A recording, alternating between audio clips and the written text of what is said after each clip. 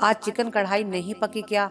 खाने की मेज पर धरे लवाजमात देखकर सहरिश ने बड़ी भाभी की तरफ इस्तफहामिया निगाहों से देखा था।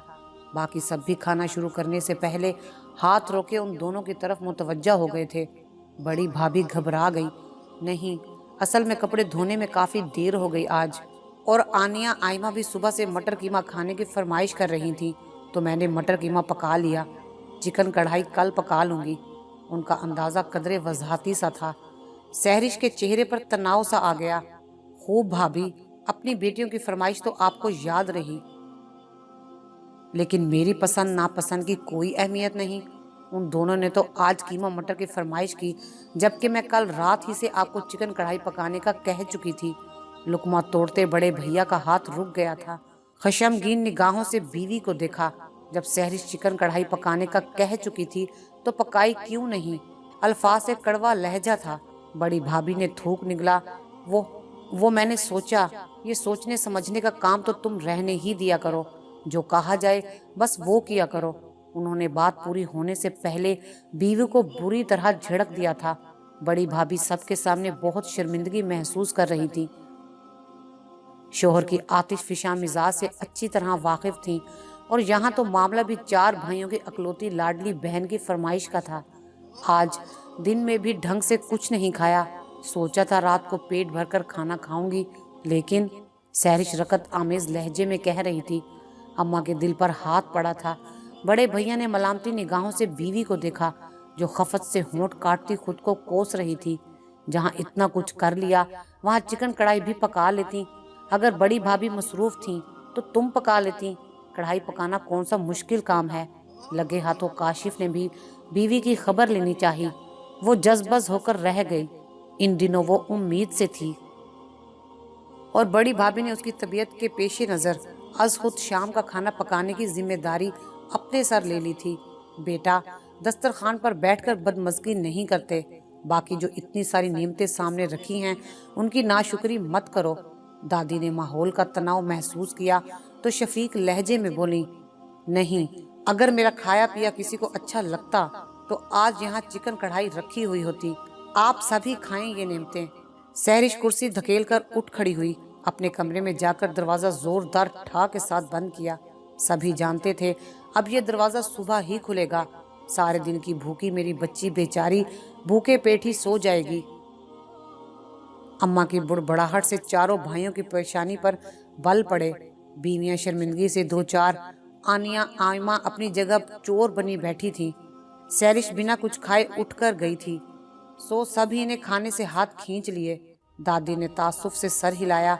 अच्छा खासा माहौल खराब हो गया था। क्या यार, तुमने मामूली सी चिकन कढ़ाई के लिए अपने घर में इतना बड़ा फसाद खड़ा कर दिया। This is not fair Sahrish. उसने हस्बे आदत रात वाला वाकया सुबह कॉलेज में अपनी बेस्ट फ्रेंड सबा के गोश गुजार किया था। कॉटन के सफ़ेद शलवार कमीज में हल्के गुलाबी रंग के दुपट्टे सीने पर फैलाए दोनों एक साथ डिपार्टमेंट की सीढ़ियां उतर रही थीं। पूरी बात सुनने के बाद सबा ने तासुफ से सर हिला दिया था। बात चिकन कढ़ाई की नहीं, अहमियत की है। उन्होंने मेरी पसंद पर अपनी बेटियों की फरमाइश को तरजीह दी, और ये चीज़ मैं बर्दाश्त नहीं कर सकती। सहरिश का अंदाज ऐसा था कि जो किया बिल्कुल ठीक किया। उसे अपने रवैये पर कोई निदामत नहीं थी। उनकी बेटियां भी तो तुम्हारी भतीजियां लगती हैं। सबा ने जोर देते हुए गोया उससे याद दहानी करवाई थी। वट एवर, सहरिश ने सर झटका। तुम्हारी भाभी के दिल में तुम्हारे खिलाफ मैल आ गया होगा। सबके सामने तुम्हारी वजह से उनकी अच्छी खासी इंसल्ट हुई, तो गलती भी तो उन्हीं की थी। सबा ये सुनकर जिद हो गई। तो क्या लाजमी है कि हर गलती करने वाले को सबके सामने जलील करवाया जाए? तुम क्यों इतनी साइड ले रही हो उनकी? वो मेरी भाभी हैं, तुम्हारी नहीं। हद हो गई।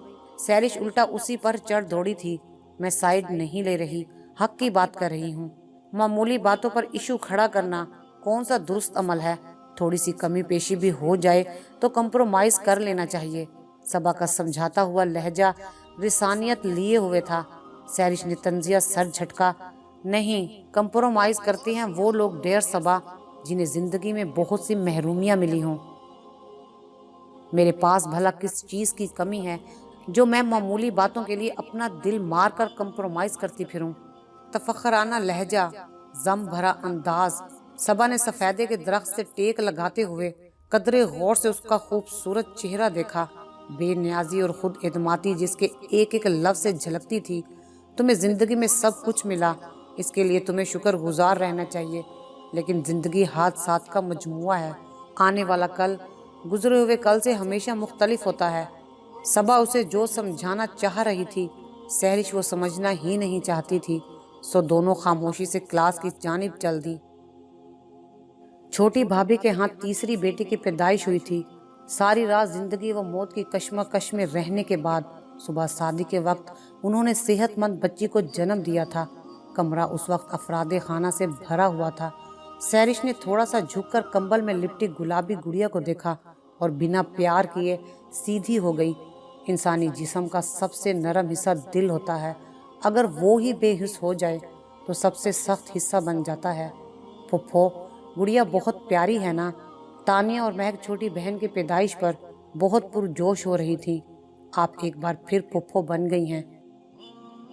ہاں بھائی، کون سا پہلی بار بنی ہوں، گھر میں ویسے ہی بھتیجیوں کا جمعہ بازار لگا ہوا ہے، بھتیجے کی پھپھو بنتی تو کوئی بات بھی تھی۔ تانیہ اور مہک چپ سی ہو کر اس کا منہ تکنے لگی تھی۔ چھوٹی بھابھی نے بے ساخت لب کاٹے، لیکن بیٹیاں تو رحمت ہوتی ہیں پھپھو۔ بڑی بھابھی کی آنیہ نے آہستگی سے کہا۔ وہ بچوں میں سب سے بڑی تھی، سمجھدار اور سنجیدہ۔ سہرش ہنسی۔ رحمت اگر حد سے زیادہ ہو جائے تو زحمت بن جاتی ہے، جیسے بن مانگی بارش۔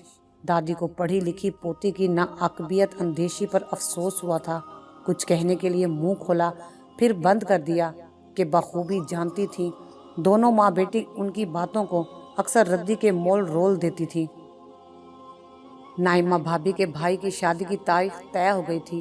وہ آج کل بھری وغیرہ کی شاپنگ کے سلسلے میں بری طرح مصروف تھیں اور اپنی بہنوں کے ساتھ بازار نکل جاتی۔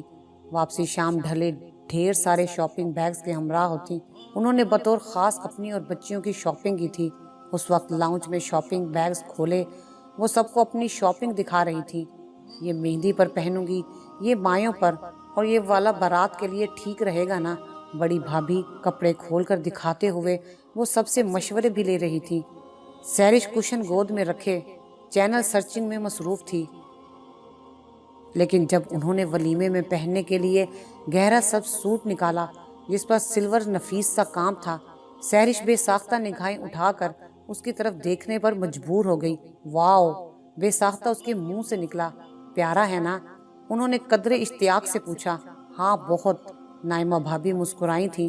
مجھے کب سے ایسے سوٹ کی تلاش تھی۔ ایک دم سے نائمہ بھابھی کے چہرے پر مسکراہٹ غائب ہو گئی۔ سہرش اس سوٹ پر ستائشی انداز میں ہاتھ پھیرتی گود میں لیے بیٹھی تھی۔ اگر اتنا ہی اس پر تمہارا دل آ گیا ہے تو تم رکھ لو سہرش۔ چائے کی چسکیاں لیتے رضا کی فراخ دانہ انداز پر آئمہ بھابھی کا دل تھمنے لگا تھا۔ کیا واقعی؟ سہرش نے آئی برو اچکائے۔ ہاں ہاں بھائی، خود تو کہہ رہا ہے تمہیں۔ نائمہ پھر اور لے لے گی اپنے لیے، تمہیں تو ویسے بھی بہت کم کچھ پسند آتا ہے۔ اماں نے فوراً ہاں میں ہاں ملائی تھی۔ بڑی بھابھی نے نائمہ کا چہرہ دیکھا جو ضبط کی نہ جانے کون سی منزل سے گزر رہی تھی۔ وہ تنگ دل نہیں تھی، آنکھوں کے کناروں سے ٹپکنے کو بےتاب قطرے اندر ہی کہیں بہت خاموشی سے گرے تھے۔ کسی نے رسمی طور پر بھی اس سے پوچھنے کی ضرورت محسوس نہیں کی تھی۔ بعض اوقات بظاہر معمولی باتیں بہت دل دکھاتی ہیں۔ ان دنوں وہ سالانہ امتحان کے بعد فارغ تھی۔ رات گئی کتب بینی کرتی، دن چڑھے سوئی رہتی۔ کسی کو اس کے روز و شب پر اگر اعتراض تھا بھی تو کہنے کی جرأت کوئی نہیں رکھتا تھا کہ وہ اماں کی لاڈلی، بھائیوں کی دلاری تھی۔ اماں آج کل سنجیدگی سے اس کے رشتے کے بارے میں سوچ رہی تھی۔ اس سلسلے میں شکیلہ خالہ کے ان کے گھر آج کل باقاعدگی سے چکر لگ رہے تھے، اور یہ اماں اور شکیلہ خالہ کی مشترکہ کاوشوں کا ہی نتیجہ تھا کہ کچھ عرصے میں ایک متمول گھرانے سے اس کا رشتہ آ گیا۔ اسجد اکلوتا تھا، خوب روح، برسر روزگار۔ دو شادی شدہ بہنیں اسی شہر میں اپنے اپنے گھر خوش و خرم زندگی گزار رہی تھی۔ ریاض احمد عمر کے اس حصے میں تھے جہاں سارے فرائض سے سبکدوش ہونے کے بعد فارغ البالی کے احساس سے سرشار زیادہ تر وقت دوستوں کے ساتھ بیٹھک میں ہی گزارتے۔ رہ گئی مہناز بیگم، تنہائی و اکتاہٹ کا شکار، دل میں چاند سی بہو لانے کی تمنا شدت سے جاگ اٹھی تھی۔ سعادت مند بیٹے نے ماں کی خواہش پر فرما برداری سے سر جھکا دیا تھا۔ تھوڑے ہی عرصے میں انہیں سہرش کی صورت میں اپنی بہو مل گئی۔ سہرش کے لیے اتنی خوبیوں کا حامل رشتہ پا کر اماں کے پاؤں خوشی سے زمین پر نہیں ٹک پا رہے تھے۔ کچھ لوگ ہمیشہ سے ہی قسمت کے بہت دھنی ہوتے ہیں۔ نائمہ بھابھی نے دونوں ہاتھ جھاڑے تھے۔ سہرش کی نازک مزاجی کا زیادہ تر اتاب وہی بنتی تھی۔ اب اس کا یوں جھٹ منگنی پٹ بیاہ والا معاملہ دیکھ کر انہوں نے خاصا سکون کا سانس لیا تھا۔ ڈیکو پینٹ کا بیش قیمت فرنیچر، بہترین کراکری، الیکٹرانک کی چھوٹی بڑی اشیاء، جدید تراش خراش کے ملبوسات، برانڈڈ جوڑے، کاسمیٹکس، سب کچھ پرفیکٹ۔ بڑے بھیا لسٹ پر نگاہیں دوڑا رہے تھے۔ بظاہر تو سب کچھ پرفیکٹ ہے سہرش، تمہیں اگر کوئی کمی پیشی لگے تو بتانا مجھے پھر۔ مجھے تو سب کچھ ہی پرفیکٹ چاہیے بھیا، ذرا سی بھی کمی نہیں چلے گی۔ صوفے پر آلتی پالتی مارے کشن گود میں رکھے ناخن فائل کرتی سہرش نے انگوٹھے اور انگلیوں کو ملا کر ذرا سا اشارہ کرتے ہوئے ٹھنک کر کہا۔ بڑے بھیا ہنسے تھے۔ تو اور کیا، میری سہرش کا جہیز ایسا ہونا چاہیے کہ لوگ دیکھیں تو دیکھتے رہ جائیں، کسی کو یہ کہنے کا موقع نہ ملے 4 بھائیوں کی اکلوتی بہن کا جہیز بس یوں ہی سا ہے۔ اماں کی بات پر دادی ٹوکے بنا نہ رہ سکیں۔ چادر دیکھ کر ہی پاؤں پھیلانے چاہیے بہو، خدا ہماری بچی کا نصیب اچھا کرے۔ یہ مادی چیزیں سچی خوشیوں کا ضامن نہیں ہیں۔ گو کہ ان کا لہجہ نرم تھا، لیکن اماں کو بے حد برا لگا۔ سچی بات جتنی بھی شیریں لہجے میں کی جائے کڑوی ہی لگتی ہے۔ ارے واہ دادی، آپ کو کیا پتا سسرال میں انہی چیزوں کی وجہ سے ہی کتنی ویلیو بڑھتی ہے۔ سہرش نے دادی کے پرانے خیالات کو ناک پر بیٹھی مکھی کی طرح اڑا دیا۔ اپنی اپنی سوچ کی بات ہے۔ دادی گہری سانس کھینچ کر چپ ہو گئیں۔ انہیں پوتے کا یوں بڑوں کی موجودگی میں اپنی شادی اور جہیز وغیرہ کے معاملات میں بولنا ناگوار لگتا تھا۔ اچھا تم فکر مت کرو، ہم تمہاری شادی میں کسی قسم کی کمی نہیں چھوڑیں گے، چاہے کسی سے ادھار ہی کیوں نہ پکڑنا پڑے، آخر کو ایک ہی تو بہن ہو ہماری۔ فواد بھیا کی بات پر سہرش کی گردن احساس تفاخر سے کچھ اور اکڑ گئی تھی۔ کچھ لوگوں کے لیے شادی بور کا لڈو ہوتی ہے، لیکن سہرش کے لیے پھولوں کی سیج ثابت ہوئی تھی۔ اسے سال میں مان مقام آرام سب کچھ ملا تھا۔ وہ شکم سیر تھی، مزاج کی تازگی عروج پر کیوں کر نہ پہنچی۔ بھابھی، ادھر بائیں طرف دیوار کی طرف 2 سٹیپ بنے ہوئے ہیں، جب کبھی بور ہوں تو اس پر چڑھ کر ہمسایوں کے گھر جھاتی مار لینا، سچ میں ساری بوریت دور ہو جائے گی۔ شادی سے پہلے میرا اور شمسا کا زیادہ تر وقت انہی سٹیپ پر چڑھ کر دیوار پار ہمسایوں کے ساتھ بات چیت کرنے میں گزر جاتا تھا۔ اب بھی میں تو جب بھی امی کے ہاں آؤں تو ٹائم نکال کر لازمی ادھر چڑھتی ہوں۔ اس کی نند فضا چائے کے کپ میں چینی ملاتے ہوئے کہہ رہی تھی۔ سچ، مفت کی انٹرٹینمنٹ ہے۔ شمسا ہنسی تھی، پھر اپنا چائے کا کپ اٹھا کر دوسرا اس کی جانب بڑھایا۔ سہرش نے یوں ہی سر ہلایا۔ دیوار پر کون سا پرنس اپنی فیملی کے ساتھ رہتا ہے جس کو دیکھنے کے لیے میں اتنی مشقت کروں؟ نفاسہ سے چائے کا کپ تھامے سہرش نے نخوت سے سر جھٹکا تھا۔ اور ریئلی، عزت کا رد عمل توقع کے عین مطابق تھا۔ سہرش نے مسکراتے ہوئے شانے اچکائے۔ مطلب میں باپ بننے جا رہا ہوں؟ عزت کے پرمسرت بے یقین سے لہجے پر اس نے مصنوعی خفگی سے آئی برو چڑھائے تھے۔ تو کیا میں جھوٹ بول رہی ہوں؟ ارے نہیں یار، تم نے اچانک اتنی بڑی گڈ نیوز سنا دی، سمجھ نہیں آ رہا کیسے اپنی فیلنگز ایکسپریس کروں۔ اسجد محبت پاش لہجے میں بول رہا تھا۔ وہ دن اور اس کے آگے طلوع ہونے والا ہر دن سہرش کے لیے اپنے دامن میں بہت کچھ لے کر آتا۔ محبت، توجہ، مان۔ وہ مغرور سی ان نوازشات کو حق سمجھ کر وصول کرتی رہی۔ ادھر سہرش کی چھوٹی بھابھی پھر امید سے تھی۔ بھابھی، الٹرا ساؤنڈ کروایا؟ اس بار بھی بیٹی تو نہیں؟ نیل پالش پر پھونکے مارتی بظاہر وہ ہمدردی سے پوچھ رہی تھی۔ کپڑے استری کرتے چھوٹی بھابھی کے ہاتھ لمحہ بھر کے لیے تھمے، پھر آہستگی سے کہا، جو خدا کو منظور۔ ہاں، جو خدا کو منظور، سہرش نے طنزیہ لہجے میں کہا تھا۔ ان دنوں اسجد کے آفس میں مصروفیات بڑھ گئی تھیں۔ مہناز بیگم کی اپنی مصروفیات تھیں۔ سیرش جوس پی کر ریسٹ کر کے اور اپنے لیے رکھی گئی کل وقتی ملازمہ کو ہمہ وقت اپنے سر پر سوار دیکھ کر بری طرح اکتا گئی تھی۔ بعض اوقات بہت زیادہ آرام بھی تھکاوٹ کا سبب بنتا ہے۔ یوں ہی بیٹھے بٹھائے ایک دن نہ جانے اسے کیا سوجی، بائیں جانب دیوار کے ساتھ بنے سٹیپ پر چڑھ کر دیوار پر دونوں ہاتھ جمائے، دوسرے ہی لمحے اسے اپنا دماغ چکراتا ہوا محسوس ہوا۔ وہ تو کوئی اور ہی دنیا تھی۔ موٹے نقوش کے حامل سانولی عورتیں، ستاروں سے جھلملاتے ریشمی کپڑے، نقلی زیورات پہنے دبلی پتلی لڑکیاں اور نکر بنیان میں ملبوس ہڑ بورنگ مچاتے کچے صحن میں بھاگتے دوڑتے بچے، لوٹنیاں لگاتے ہر عمر و سائز کے بچے، ہر کوئی محترک کاموں میں باتوں میں مصروف تھا۔ سیرش پر نظر پڑی تو سب کچھ دیر کے لیے تھم سے گئے۔ کنوار دلہن، سیاہ شلوار پر جامنی قمیض پہنے دوپٹہ دیہاتی سٹائل میں سر پر لپیٹے برتن مانجتی عورت کے لبوں سے نکلا تھا۔ سب کی نگاہوں میں حیرت انگیز حسرت کی جگہ اشتیاق امڈ امڈ آیا۔ سیرش تیزی سے نیچے اتری۔ سامنے کا ماحول اور منظر دیکھ کر اسے بے اختیار ابکائی آئی تھی۔ مصیبت کبھی بتا کر نہیں آتی۔ اس دن ٹائلز والے واش روم میں اس کا پاؤں بری طرح پھسل گیا تھا۔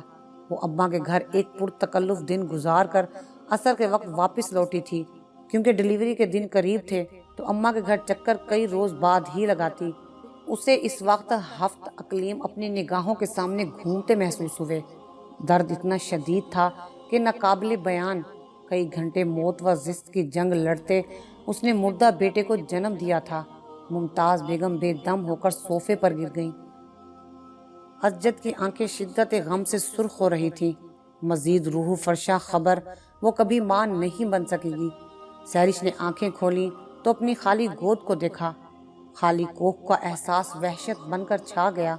وہ روئی، چیخی، تڑپی اور گالیاں دیں اور چپ سادھ لی، ایسی چپ جس میں موت کا سناٹا تھا۔ کیا یوں بھی ہوتا ہے؟ اذیت ہی اذیت تھی۔ وقت تھمتا نہیں ہے، اپنی مخصوص رفتار سے چلتا آگے بڑھ جاتا ہے۔